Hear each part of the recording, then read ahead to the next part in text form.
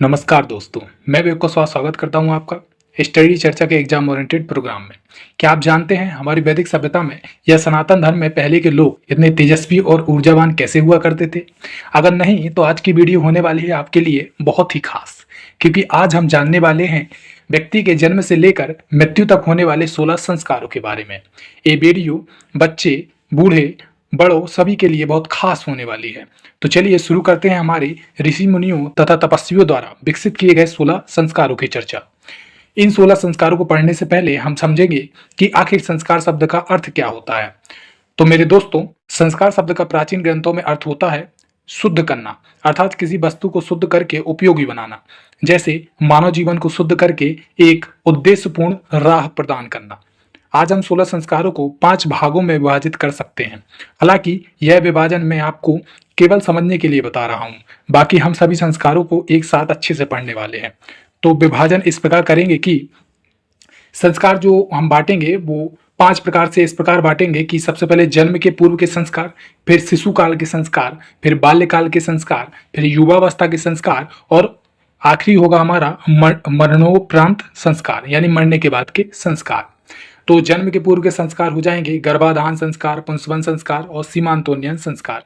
शिशुकाल के संस्कार होंगे हमारे जात कर्म संस्कार, नामकरण संस्कार, निष्क्रमण संस्कार, अन्नप्राशन संस्कार और चूड़ा कर्म संस्कार। बाल्यकाल के संस्कार हमारे होंगे कर्णभेद संस्कार, विद्यारंभ संस्कार, उपनयन संस्कार और वेदारंभ संस्कार। युवावस्था के संस्कार केशांत, समावर्तन और विवाह संस्कार। और मरणोपरांत यानी मरने के बाद केवल एक ही संस्कार होता है जिसका नाम है अंत्येष्टि। इस प्रकार हमारे ओवरऑल संस्कार 16 इस प्रकार हैं। पहला गर्भाधान, दूसरा पुंसवन, तीसरा सीमांतोन्नयन, चौथा जात कर्म, पांचवा नाम कर्म, छठवां निष्क्रमण, सातवां अन्नप्राशन, आठवां चूड़ा कर्म, 9 कर्णभेदन, 10 विद्यारंभ, 11 उपनयन, 12 वेदारंभ, 13 केशांत, 14 समावर्तन, 15वां विवाह और 16 और अंतिम अंत्येष्टि। चलिए शुरू करते हैं पहला संस्कार, जिसका नाम है गर्भाधान संस्कार। तो गर्भाधान का अर्थ होता है गर्भ धारण करना। जैसे ही मां गर्भ धारण करती है तो यह संस्कार संपन्न होता है। इसे निषेक या चतुर्थी कर्म के नाम से भी जाना जाता है। निषेक का अर्थ होता है ऋतु संगम या निषेचन की क्रिया। इसका उद्देश्य होता है एक स्वस्थ गुणवान संतान को जन्म देना। हमारा दूसरा संस्कार होता है पुंसवन संस्कार।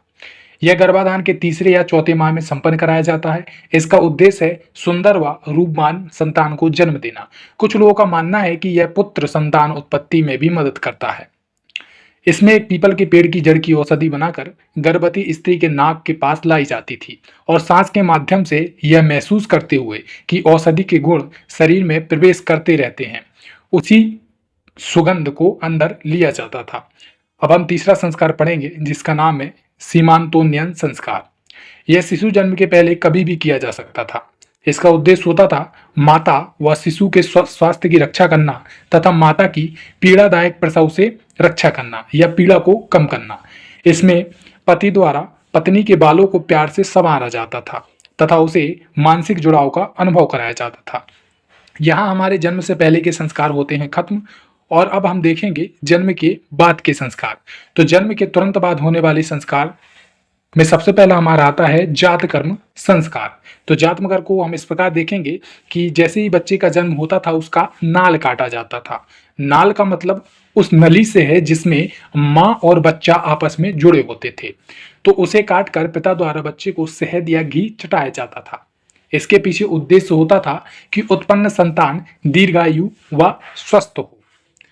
पांचवा आता है हमारा नामकरण संस्कार।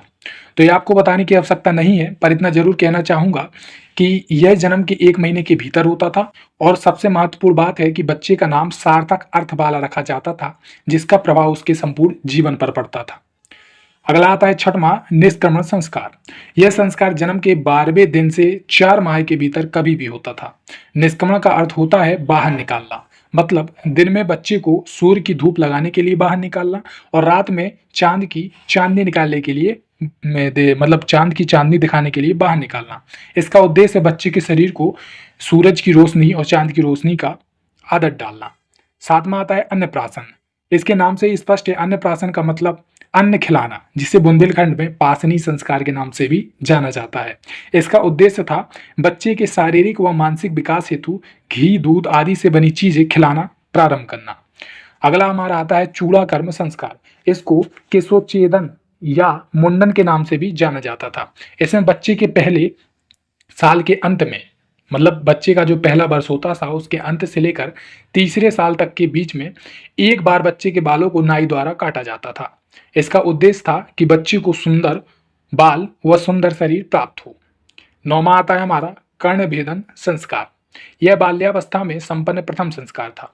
इसमें लगभग 5वें वर्ष में बच्चे के कान को छेद कर सोने की बाली पहनाई जाती थी।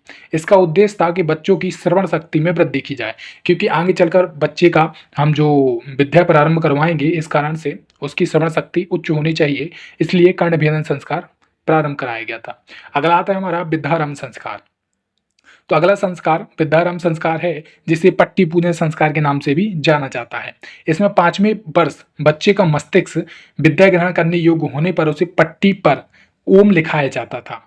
यह शिक्षा का प्रथम संस्कार होता था। अगला आता है हमारा उपनयन संस्कार। तो दोस्तों सभी प्रतियोगी परीक्षाओं का फेवरेट संस्कार है ये, और इससे कई बार प्रश्न पूछे जा चुके हैं।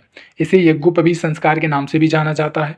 इसमें बच्चे को एक जनेऊ धारण कराया जाता था ताकि वह उपनयन, मतलब उपनयन का अर्थ होता है समीप जाना, यानी गुरु के समीप जाने योग्य बन सके। तो उपनयन संस्कार का महत्व था कि उसे गुरु के समीप जाने योग्य बनाया जाता था। अब मेन बात यह है कि ब्राह्मण 8वें वर्ष इसको संपन्न कराते थे, क्षत्रिय 11वें वर्ष और वैश्य 12वें वर्ष इस संस्कार को संपन्न कराते थे। महत्वपूर्ण यह है कि शूद्र वर्ग को यह संस्कार वर्जित था। देखिए मेरे दोस्तों, शूद्र का अर्थ यहाँ पर आज की जाति वाले शूद्र से नहीं, बल्कि वे लोग हैं जो स्वेच्छा से विद्या त्याग कर दूसरों की सेवा का कार्य चुनते थे। क्योंकि मैंने आपको पिछली वीडियो में बताया था कि वैदिक काल में वर्ण व्यवस्था कर्म आधारित थी, जन्म आधारित नहीं। तो अगला संस्कार हम पढ़ेंगे वेदारंभ संस्कार। इसका शाब्दिक अर्थ है वेदों का अध्ययन। व्यक्ति के अनुशासित जीवन की प्रतिज्ञा यहीं से प्रारंभ होती थी। वेदारंभ संस्कार का सबसे पहला वर्णन व्यास स्मृति में मिलता है। अगला संस्कार आता है केशांत संस्कार। यह युवावस्था का प्रथम संस्कार है, जिसमें बालों का अंत किया जाता था, दाढ़ी मूछें भी काटी जाती थी। जब यह संस्कार होता था तो गुरु को गाय दी जाती थी, इसलिए इसे गोदान संस्कार भी कहा जाता है। इसको ब्राह्मण 16 वर्ष में, क्षत्रिय 22 वर्ष में और वैश्य 24 वर्ष में करते थे। और शूद्र इसको नहीं करते थे, क्योंकि जब वह उपनयन संस्कार नहीं कर रहे हैं तो केशांत कहाँ से करेंगे, इस कारण से शूद्र इसको भी नहीं करते थे। अगला आता है हमारा समावर्तन संस्कार। तो समावर्तन का अर्थ है वापस बुलाना, अर्थात बालक की शिक्षा के पश्चात गुरु से आज्ञा लेकर गृहस्थ जीवन में प्रवेश करने के लिए बच्चे को वापस बुलाना। इसे दीक्षांत या स्नान संस्कार भी कहते थे। अब दीक्षांत संस्कार इसलिए कहते थे क्योंकि समावर्तन जब होता था तो गुरु द्वारा शिष्य को डिग्री प्रदान की जाती थी। डिग्री मतलब उस समय की जो भी विभूति होती थी, डिग्री होती थी, वो प्रदान की जाती थी। इस कारण से इसे दीक्षांत संस्कार के नाम से भी जाना जाता है। और स्नान संस्कार इसलिए बोलते थे क्योंकि इस संस्कार को संपन्न कराने के लिए 8 घड़ों में अलग अलग रंग का पानी रखा जाता था और उससे बच्चे को स्नान कराया जाता था, तब जाकर यह संस्कार पूर्ण होता था। इस कारण से इसे स्नान संस्कार भी कहते हैं। तो आपको याद रखना है दीक्षांत और स्नान संस्कार। अगला आता है हमारा विवाह संस्कार। तो देखिए यह संस्कार तो सबको पता ही है, पर जानने वाली बात यह है कि यह संस्कार गृहस्थ में प्रवेश का प्रथम संस्कार था और गणेश, अग्नि व धुत्तारे को साक्षी मानकर यह किया जाता था। और खास बात है कि इसे पहले संस्कार के रूप में देखा जाता था, ना कि पार्टी के रूप में। और अंतिम संस्कार हमारा आता है अंत्येष्टि। यह सबसे अंतिम संस्कार होता है जो व्यक्ति की मृत्यु के पश्चात उसके पुत्र द्वारा संपन्न किया जाता है। इसमें देह को जलाने का प्रावधान है, आई रिपीट, जलाने का प्रावधान है, ना कि दफनाने का। इसका उद्देश्य था मृत आत्मा की शांति। अब जो हम देखते हैं अपने जीवन में श्राद्ध, तेरहवीं, पिंडदान आदि इसी संस्कार के तत्व थे। तो ये थे हमारे 16 संस्कार। आई होप कि आपको वीडियो पसंद आई होगी, और अगर ऐसे ही किसी रोचक टॉपिक पर आप वीडियो चाहते हैं तो हमें टॉपिक कमेंट सेक्शन में लिख सकते हैं। धन्यवाद।